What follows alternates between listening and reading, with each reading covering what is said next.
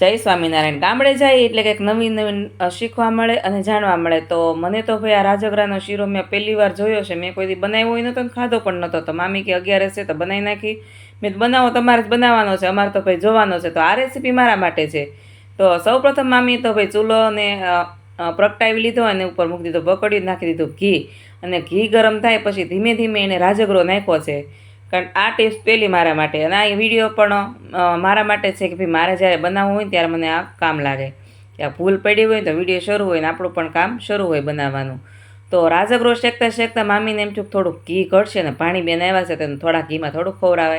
એણે વળી ફરીથી નાખ્યો 2 ચમચી જેટલું ઘી. કારણ કે મારા મામીને ચમચીને કંઈ ફાવે નહીં, આ તો શીરો ગરમ હોય, ન કરી શીરો પણ હાથે હલાવે એવા છે. વિડીયો ગમે તો લાઈક શેર અને ફોલો કરી દેજો.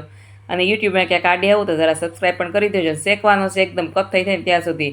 અને હવે દેતવા ઉપર શેકે છે અને બધો મસ્ત મજાનો શેકાઈ ગયો પછી નાખ્યું ગરમ પાણી, હુંફાળું પાણી હોય ને એવું નાખવું, નકર પાછો ચીકણો થશે. મેં મારા ઘેરે બનાવ્યું ને તો ભાઈ ચીકણો થઈ ગયો. તો આવો મામી બનાવે ને તો સેમ થયો નહોતો.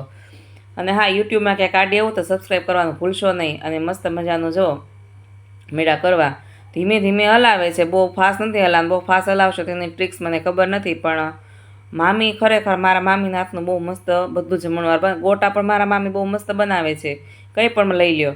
અને જો મસ્ત મજા ધીમે ધીમે હલાવે છે. અને ખાંડ હવે થોડીક નાખી દેશે. અને હજી મને તો એવું લાગશે ઘટશે, પણ મને ખરેખર ઘટી જ હતી.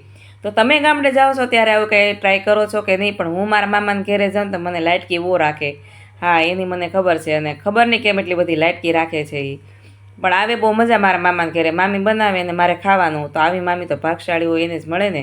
અને ફરીથી મને ખબર હતી કે મામી નાખશે, કારણ કે મારા મામીની ટેવ જ છે. ને જો તાપ એને હવે આ સમય વધારી દીધો, કારણ કે પાણી બાળવાનું હોય બધું, અને પાણી અને શીરો બધું સરસ રીતે મિક્સ થઈ જવું જોઈએ. અને પાણી તો મસ્ત મજાનું બળી જ જવું જોઈએ, નકર હશે ને તો મારી જેમ હાથી ઘોડા થઈ જાય છે શીરામાં. મારે તો હાથી ઘોડા જ બનાવતા, પણ તોય મેં તો ચમચે ચમચે પી ગઈ હતી.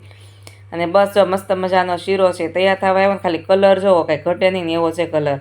તો તમે આવો શીરો બનાવો છો કે નહીં? આમાં કાંઈ ભૂલ હોય તો જરા કહી દેજો ને. કાજુ બદામ નાખ્યા નથી, કારણ કે આમને જ ખાવાનો હતો. આમાં ઘણી બધી વસ્તુ નાખે લોકો નાખવાવાળા. અમે નાખી નથી ભાઈ. ગામડામાં અવેલેબલ હોય કે અને ના પણ હોય. અને અમે તો નથી ખાતા, કારણ કે છોકરા મારી હારું છે ને એને એમ કે કાજુવાળું મને આડું આવે, એટલા માટે ભૂકો કરી નાખીને તો નથી ખાતી. તો જો મસ્ત મજાનો શીરો થઈ ગયો ને. 11ના દિવસે અમે તો ભાઈ શીરો ખાઈ, ખાલી શીરો જ બનાવ્યો હતો. શીરો ખાઈ અને મોજ માણી. તો તમે પણ મોજ મારજો. જય સ્વામિનારાયણ.